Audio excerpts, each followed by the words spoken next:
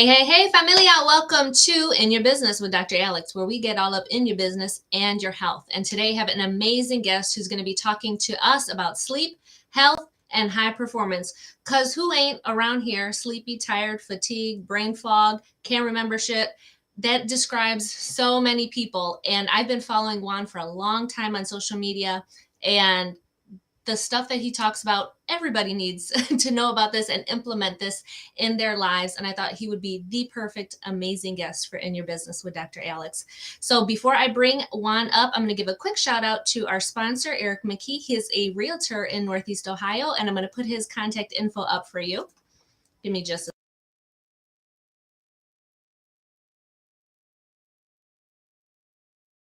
All right, awesome. And we definitely thank him for sponsoring this show and allowing us to come to you and bring you this great content. So I'm going to bring up my guest, Juan, up here onto stage. Hello.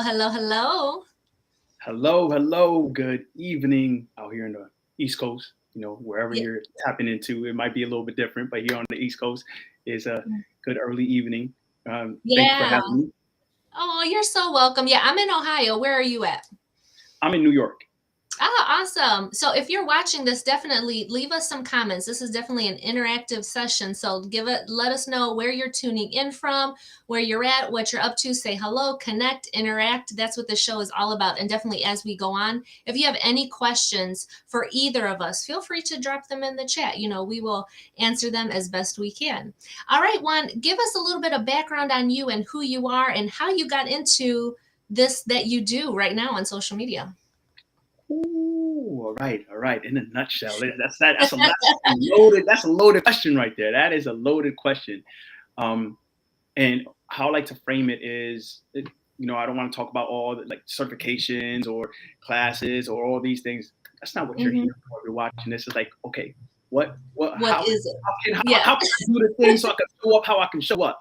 And I would just say that I'm a man on a mission.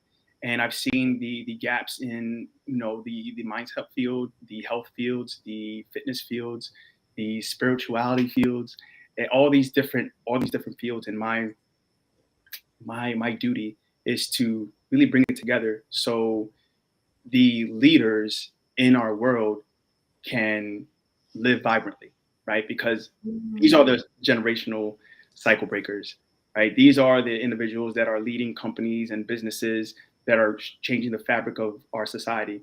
And it's about breaking the cycles that are no longer serving us. And one of those cycles is health. Right? We talk about genetics. I know you know about epigenetics and the expression, but we really pass on our lifestyle, and once we're able to step into that and understand that it has to start with us, right? We can't think about the healthcare system and then changing things up, because they got the private schools and best education, best cars, best houses through this sick care. So we can't wait for them to be like, you know what, I was wrong. Let me put all this at jeopardy. That's not going to happen. So it has to start from us, from the grassroots up. And that's really my mission, to activate our leaders in that way. And their parents, their entrepreneurs, we affect, the fabric of our communities in such a profound way. And that's why I love what you do in terms of the functional medicine space, because you've been in that cycle, in that system, and you had the courage to step out, be like, yo, there's something off here. There's something missing. Mm-hmm. So I'll just leave it at that. Mm-hmm. No, I love that, because you said something so great there. It starts with us. It starts with you. You are in control of your health. And, a phrase I always like to use is, your genes load the gun, but your lifestyle pulls the trigger on so many levels.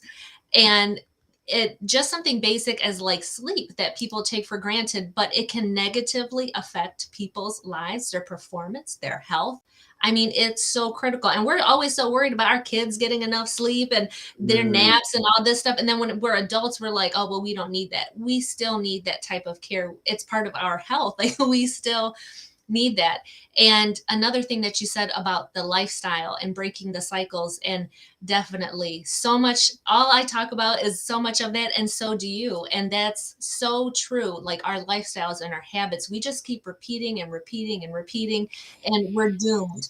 We are doomed unless we step away or work with somebody who can shine a light onto that and show us, wow, why are you doing this? Like, you're doing this, it's not really serving you, and it's negatively impacting you. So that's so important. And I love that that's what you bring. And so, what do you believe are some of the most common causes of sleep problems that you see in high performing people? We can step into many different things that I see, right? And when you talk about being the cycle breaker, it's really about that embodiment.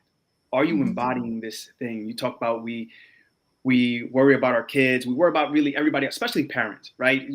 Everybody else gets first dibs and all the dibs, and we forget that we are the lifeline. We are the root system that gives life to everything else around us that we care about. And also, some of the common problems that I see is, one is the identity, especially like, oh, I'm a night owl, right? Or I'm creative at night. That's a big identity where I want you to know that anytime you're looking to change something, you always have to look at, what do you feel is going to be threatened by that change, right? There's, on a subconscious level, there's something that's threatened by that change. And once we're able to identify that, then things change. But things like busy mind, busy schedule, a big one is the emotional hindrance and the trauma that might be stuck in the body when it comes to sleep or nighttime, right? There's neural associations when it comes to that. And you like that honor, the honor of the badge of honor in terms of, I'm a workaholic. I've been there, right? I used to sleep in the middle of my dinner, right? I used to just like doze off and then wake up and eat and finish eating that thing. That's wrong. That shouldn't happen. But I wore it as, I have a bunch of work ethic. I can work hard, and if I stay up 2 a.m., 3 a.m. studying, learning all these different things, I'm doing something. And that's why I can identify with the individuals that come to me for help in these areas when they've sought everyone else, the sleep therapists or the doctors, and they don't want to get on pills. So those are the big ones that I see. Yeah, and you touched on medication. I definitely want to go back to that. I don't want to jump ahead too much, but that's such a huge thing that we definitely need to talk about. And I see a message here from Chanda, and she says, my mind is so busy at night. You got any words of advice, Juan, for that, or anything you want to say about that? Yes. There's a couple things we can do and look at, right? It's like, okay, what's happening throughout the day? Caffeine curfew is also huge. So if we're ingesting caffeine after like 2 p.m., 1 p.m., it's going to, depending on your genetic makeup, is going to have an influence on how you're able to sleep. And we can delve into that a little bit later and dive into, hey, what's really happening with the brain and the body when we're over caffeinated. However, when it comes to a busy mind, there's two things that you can do. One, you can write it out.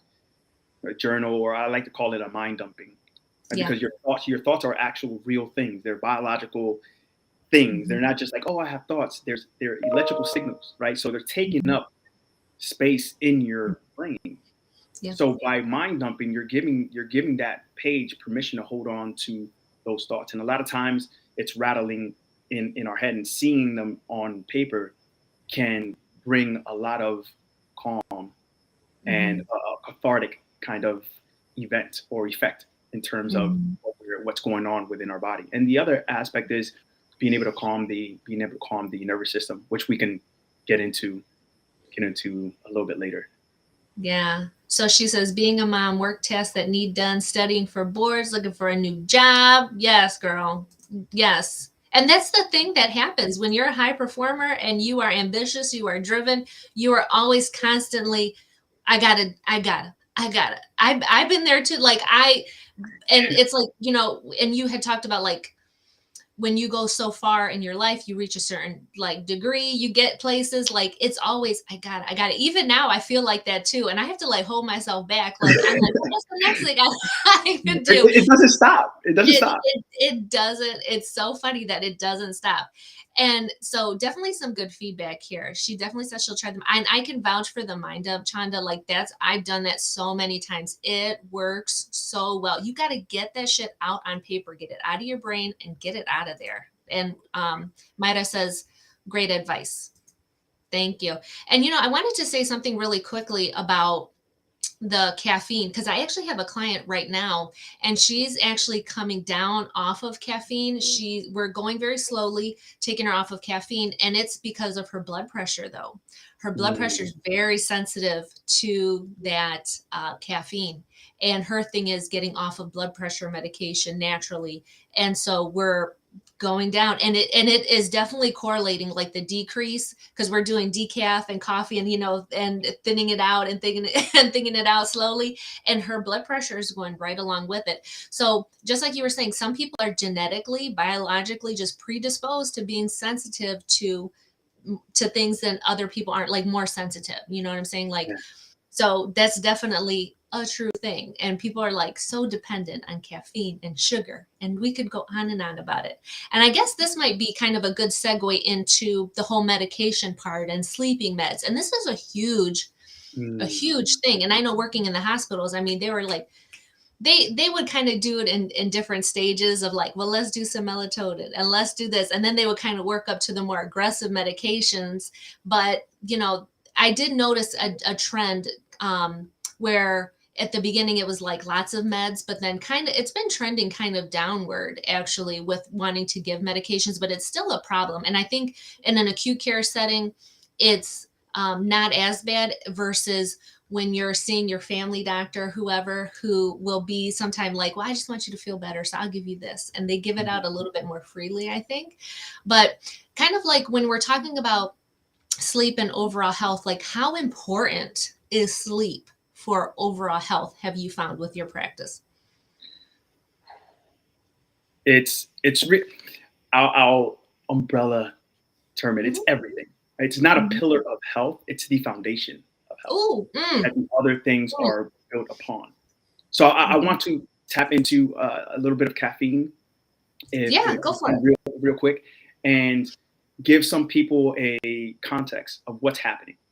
Mm, So what caffeine does is, first of all, caffeine is it's not bad for you. There's many studies that to the very beneficial effects of caffeine. However, there's a time for it. And once it's say once you're drinking caffeine after like 12, 1 mhm, p.m., it starts to affect your sleep. However, mhm, we keep it more toward the morning, then it can have more beneficial effects. And a more pure form, or the organic form, is always beneficial because there's a whole bunch of things that go into caffeine, all that. So mhm. that's a whole A different whole thing. different. Mhm, However, mhm. so to geek out a little bit here about caffeine and what it does in your body Yeah. is that caffeine it sits on you have receptor sites for adenosine. Think about adenosine as this byproduct of the day. Right? As the Mhm, day goes on, your body gets more tired and produces these chemicals that tells your body, hey, it's tired, it's time to to go and rest. What Mhm. caffeine does is that it has a similar molecule that sits on those receptors. So what happens is that your body doesn't get the signal that you're tired.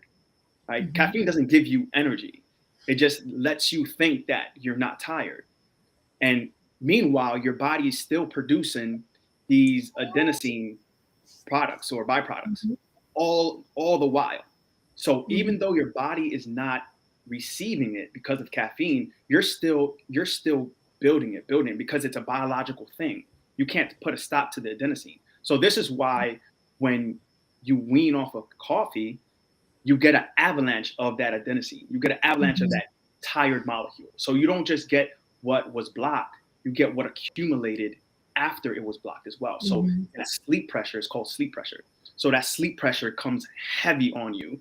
And it's Mhm. usually going to be in a part of the day that you don't want to be tired. Yeah. So you get more caffeine, you get more coffee, there goes Mhm. that vicious cycle. So I hope that, I know it's a little sciencey, but I hope that makes sense in terms of Mhm. what's happening inside of us and what caffeine Mhm. may be doing in our bodies, Mhm. when it comes to that. I think a good thing to piggyback off of that is, and that so much of what I talk about and so much of medications, especially with like diabetes and high blood pressure, those medications just mask the symptoms of what really is going on with somebody. All that Yeah. shit is still there. The obesity, the cholesterol, the plaque in your arteries, the inflammation, the high insulin, all that's all still going on, but we're just giving you something to mask these symptoms. And that's the hugest problem, that we don't take that extra step to address the real problem, the root cause of what is going on, and starting from there and backing it up. But I geek out on this stuff too. Yeah, this is This stuff I want too. to try to keep it I short love it. and make sense, because I know not everybody loves that geeking out in the science kind of Yeah. aspect of things, but once we understand things, we Hmm. can better direct things and be like, oh, this 100%. is why, right? And Hmm. also, caffeine has a half life of about 6-7 hours, depending on Hmm. your genetic profile. So what that means Hmm. is, after you say you drink 100 milligrams of caffeine or say coffee, 6 hours later, half of that is Hmm. still in your system, right? So Hmm. 6 hours later, 50 milligrams is still in your system. 6 hours after that, 25 milligrams is still in your system. So that's what a half life really means. And when we get into sleep disruption, now going into your question, it Hmm. is absolutely crucial. So when we talk about a lot of people come to me also wanting to lose weight. In my history, I have personal training, right? Movement coach as well. So it goes hand in hand with Hmm. that. It's the crux of your metabolism and your hormones. So when we're talking about weight loss, there's this something that happens when you're missing out on sleep, where your hunger hormones go up and your satiety hormones, that feeling of fullness, goes down. So this is something where your body gets the note where, hey, I had enough food. This is good. This hormone does that. So now Hmm. you have that hormone that's not there as much anymore. So you don't really feel full, and you have the hormone that keeps you hungry elevated. So it's like a double jeopardy kind of thing. So many of our fitness protocols and health protocols and all these different protocols overlook sleep, which is the vital piece of metabolism and controlling those hunger pings and hunger hormones. And you don't know why you've been doing the workouts, you've been doing this, you've been doing that, and it's not really working out, right? That's one aspect when it comes to weight. The other aspect is when it comes to your mind, your brain. A lot of people tap into mindset or personal development, but guess what changes your brain? Right? We talk about neuroplasticity. These are the thoughts, new thoughts. So when you're trying to change behavior, it's a new thought pattern. Right? When we Hmm. think about the neurons firing together, you're Hmm. creating new pathways. Right? As coaches, this is what we do. Alex, Hmm. you have a coach, I have a coach, right? And they teach us to think differently, or to look at possibilities that weren't there before. This is You're laying down new neural pathways.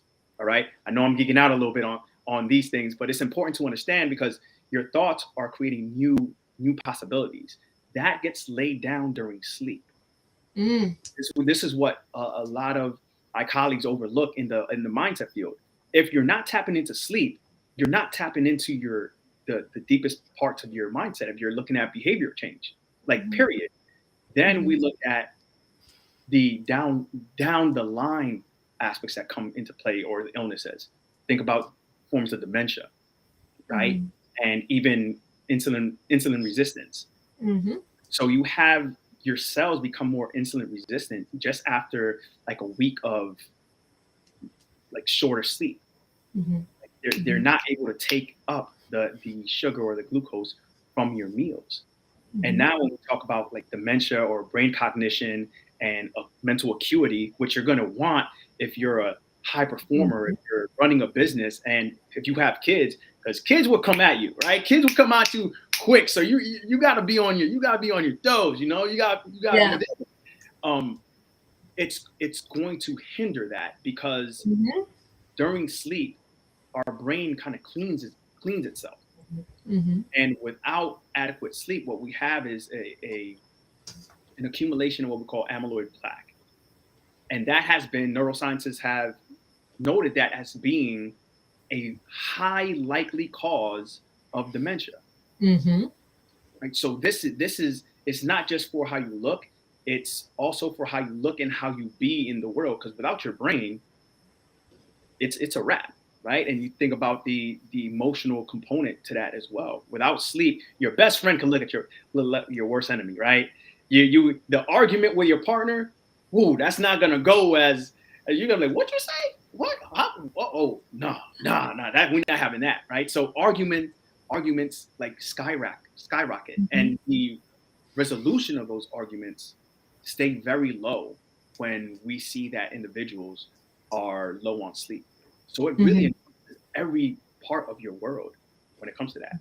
What do you have you had that experience, Doctor? Well, actually, what I was going to add to that was to talk about how serious the sleep issue is to your health and to this whole neuroplasticity and to Alzheimer's, dementia, and mental acuity and focus and just being able to be alert and oriented. When in the hospital, there are order sets specifically for sleep. So there are order sets that say we cannot disrupt a patient. We cannot go into a patient's room, wake them up for 6 hours. And it says it, do not wake up patient, do not interrupt patient sleep. I forgot what they call it. There's like a certain name that they call it, but it's an actual order that we have, because if we start getting patients that start becoming confused, agitated, anxious, instead of going to medication, we'll look at their sleep. And it's like, hey, are we waking these people up every 2 hours to get a blood pressure? Because where I worked was in ICU, it's constant. Every hour we're getting blood pressures, vitals, assessing, checking lines, hanging meds. It's constant. And it's like, who can get any kind of sleep? So the rate of delirium, ICU delirium, was crazy high. And then we have patients that are up at all hours because you're in a small room that's a box with one window, and it really plays mental games with you. And it's real life. This is how real this stuff is. So getting solid hours of uninterrupted sleep, and I guess maybe this might be kind of a good segue into the next one, but about sleep hygiene and creating a healthy sleep environment. I think somebody had wrote a comment. I got to catch up on these comments, but like Mayra mentioned, like, how do I she's talking about REM sleep be expected. But however you want to approach this, or however you want to say around sleep hygiene and getting the most out of quality sleep for yourself. Yes. Okay. So I'll make a note about answering that REM. Right. When it comes to sleep hygiene, you always want to be able to cater your environment. Right. You could go on Google and tap in like what would be a good sleep environment. To keep your electronics out of the bedroom. Right. Making it dark in the environment, because the melatonin doesn't help with good sleep. Melatonin helps with the timing of sleep. And it gets triggered by the darkness in our environment. So making it dark is going to start stimulating melatonin, right? Which is telling our body, hey, get ready for sleep. However, when it comes to deep, like non-REM sleep and REM sleep, when we tap into the strategies, that's one thing, because we can go into curating your environment. We can go into not eating a huge meal right before bed, and it has nothing to do in terms of calories or weight loss. It has to do with the blood flow to your brain. Right? Because when you're sleeping, your body is very active, your brain is very active. Not moving around, but there's still processes that happen. So when you have a big, huge meal before bed, what tends to happen is that your brain and your gut start fighting for blood flow. And you will notice that you might start waking up a little bit more groggier for longer. A big thing with the strategies, and going back into the emotional and trauma aspect of it, and I'd like to share this story that I had with a client of mine, was that no matter what the strategy is, if your subconscious, if your body is holding on to a trauma that's, or I like to say a strong emotional signature that's tied into nighttime, then it doesn't matter what strategy you use, because your body is not feeling safe. There's one thing that your body needs to feel in order to have this powerful thing we call sleep, because it's not a luxury. We have to understand sleep is not a luxury. It's a biological need, right? Sleep is not a luxury. It's a biological need. So the one thing that your body must feel is peace, right? From an evolutionary standpoint, we need to feel safe in order to sleep, because we can't run, we can't cook, we can't fight, we can't sex, we can't procreate, we can't communicate, we can't do any of those things. So if sleep wasn't important, it makes no sense to sleep. So there's something deeper in terms of, I like to tie it into the soul aspect of things, right? And the spiritual aspect of things, which is another discussion in itself. However, going back into the emotional trauma aspect of it, I had a client that she had a traumatic experience at night, right? She had bunk beds with her brother. Her brother had this illness, and he stopped breathing at night, and it freaked her out. She was taking care of him.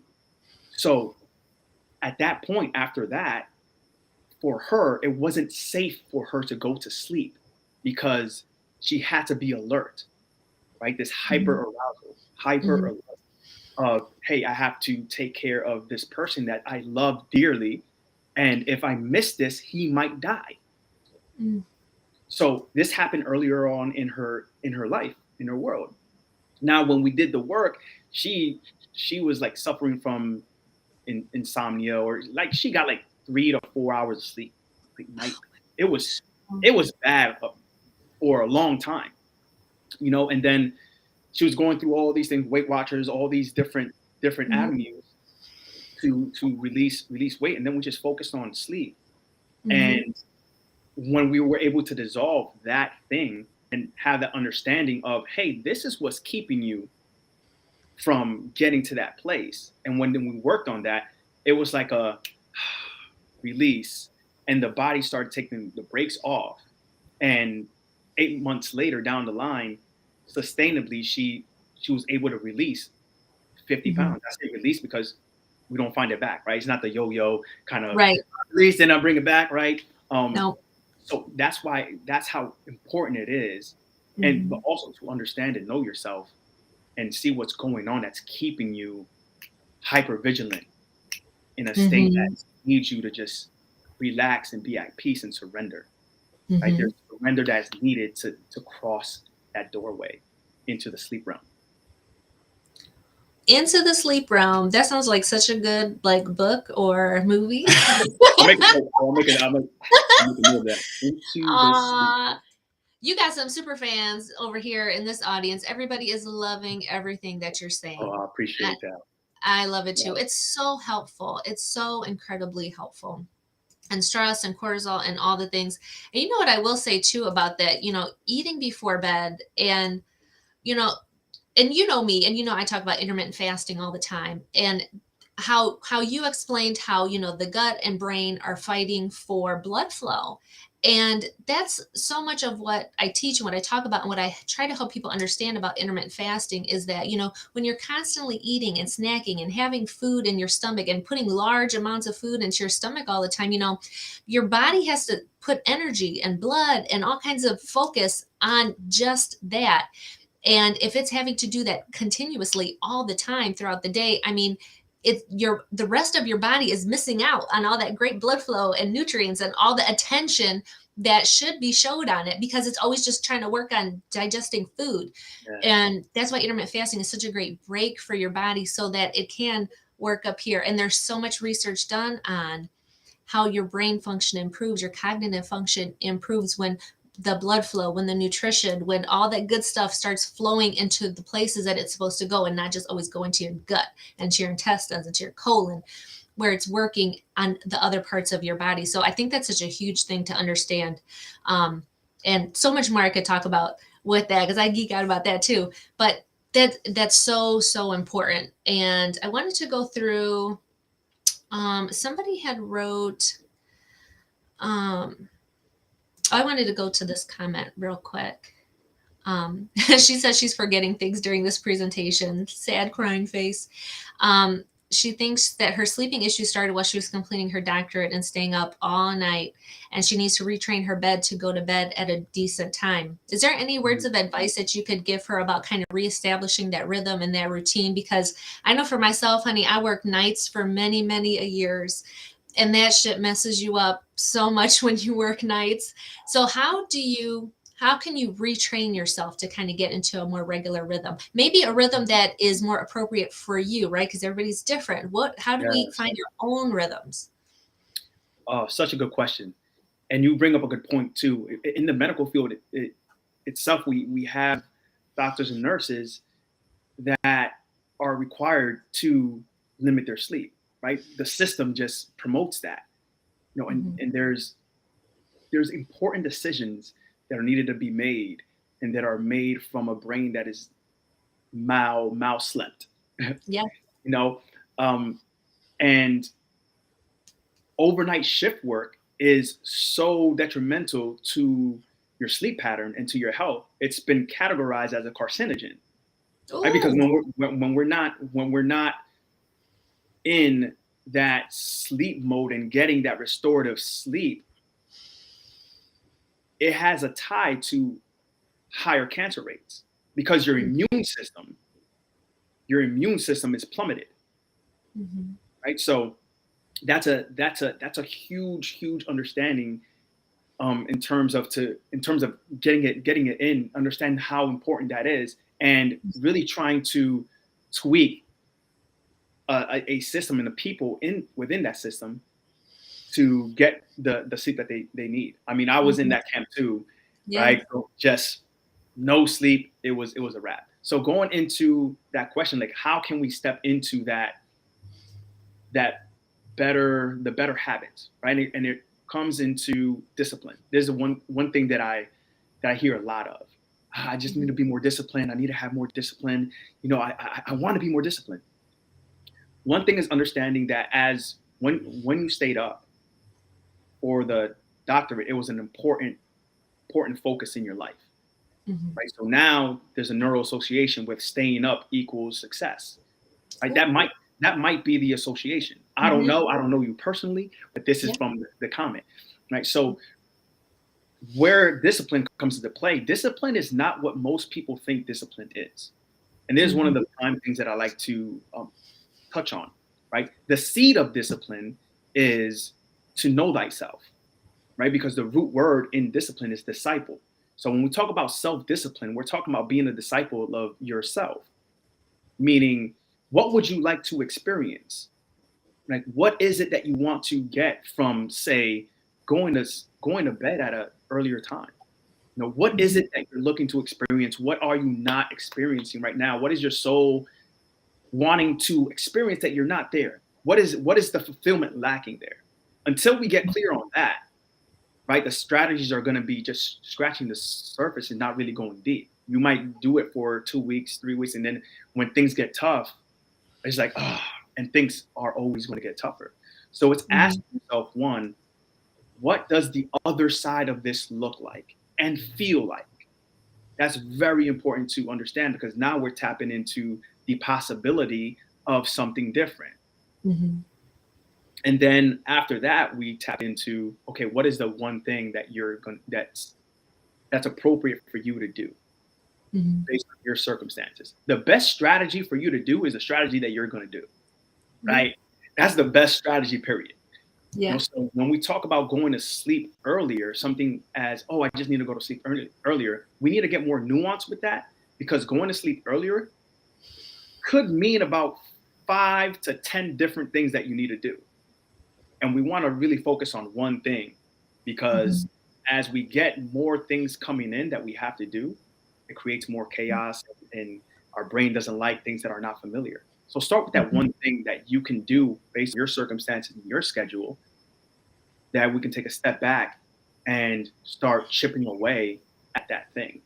But first and foremost, the belief has to be there that what the other side looks like is attainable, and you see yourself on the other side of late nights and brain fog and energy lacking and all those things. What does the opposite of that look like? First, tap into that, and then we start working on these strategies. Because if you don't have the belief, if you don't know what the destination is, then it's just going to be like, what am I doing this for? What is this about? It's nebulous. So we want to get granular and really tap into the heart. Yeah. Yeah. Oh my goodness. So what do you, I'm trying to think how I want to ask this. How, Just ask it. Girl, come on. Bring it out. Bring it out. okay.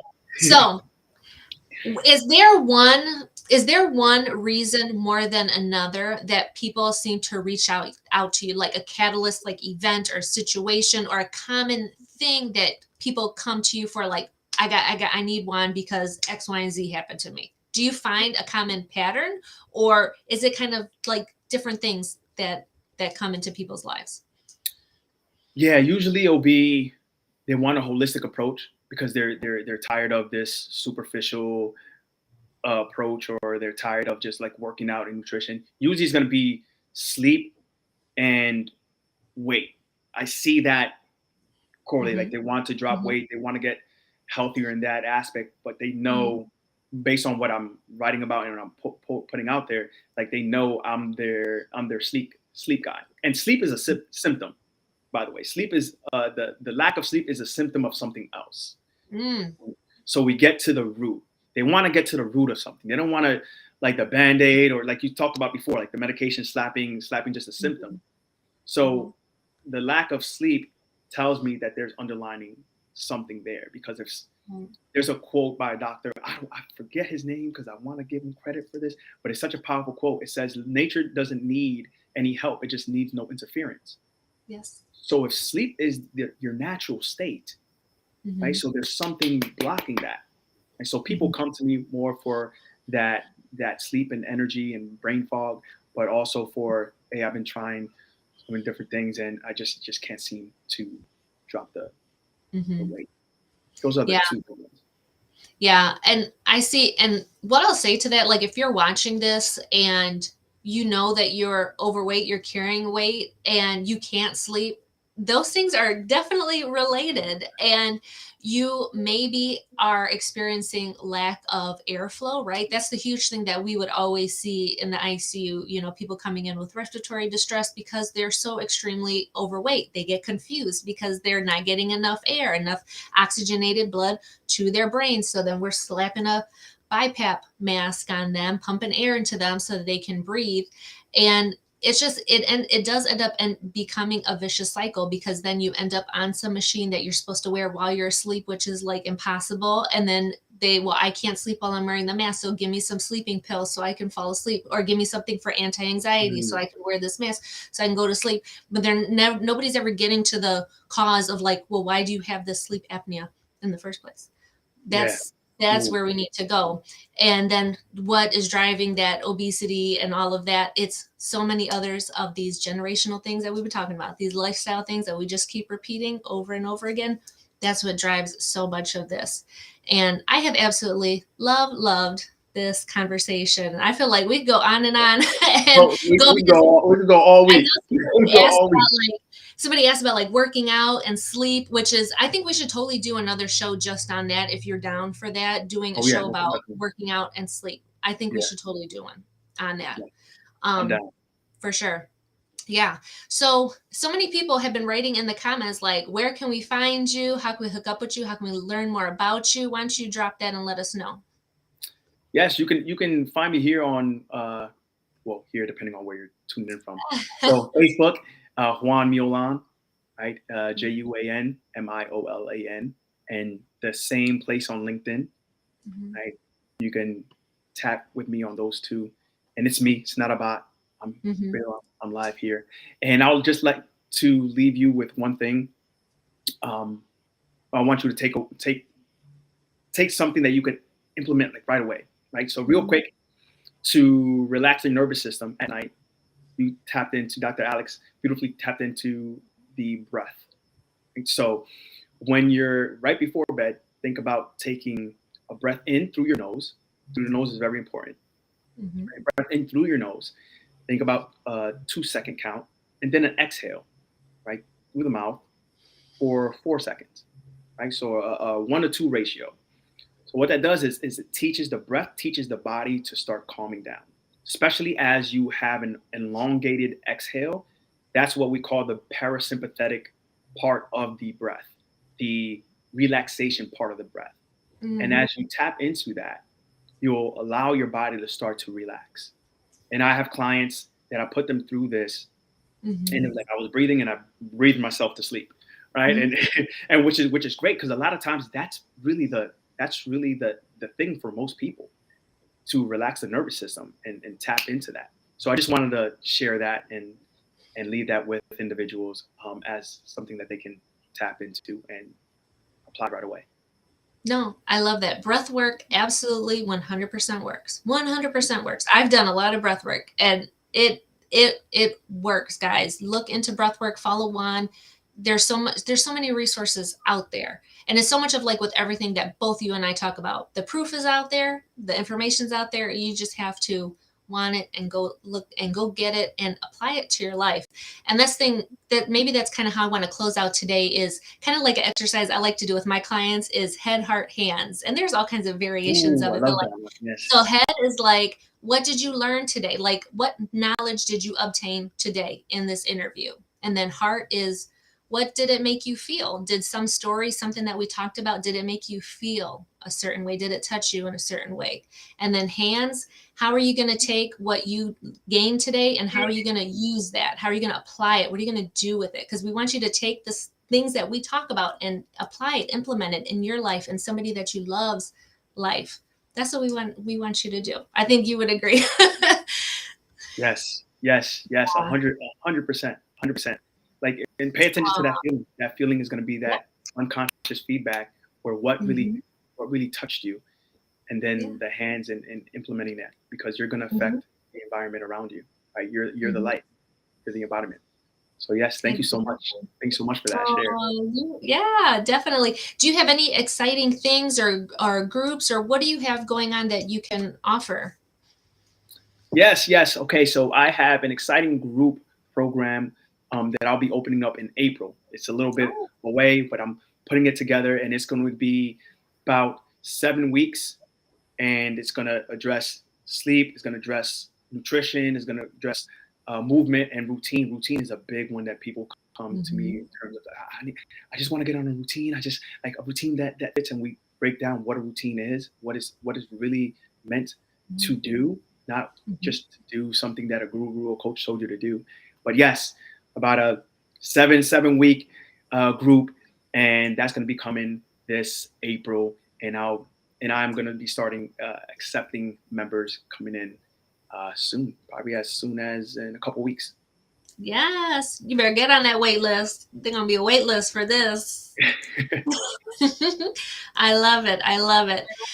Oh, thank you so much for today. I have so enjoyed this conversation today, and I know so many other people have as well. This is streaming live to Facebook, Instagram, or not Instagram, Facebook, LinkedIn, YouTube, Twitter. And then I'm going to upload it later on as a podcast. So if you're watching this, all of my In Your Business episodes are all available via podcast. And so you can listen to it on the go. I know when I was in school and running around, that's how I did everything. I listened while I was driving on my commutes and all the things. So thank you so much, Juan. I really appreciate it. For having me. Thank you all for your comments. Thank you all for your love. I appreciate you. Thank you for your warm embrace. Much right? love. Because these people, they're our most important guests. These are the people that are going to take this away and do something with what we share today. So they are the most important guests. But Yes. All right, guys, we will see you for the next episode of In Your Business with Dr. Alex. And like I always say, for a balanced life, just add spice. We'll catch you in the next one.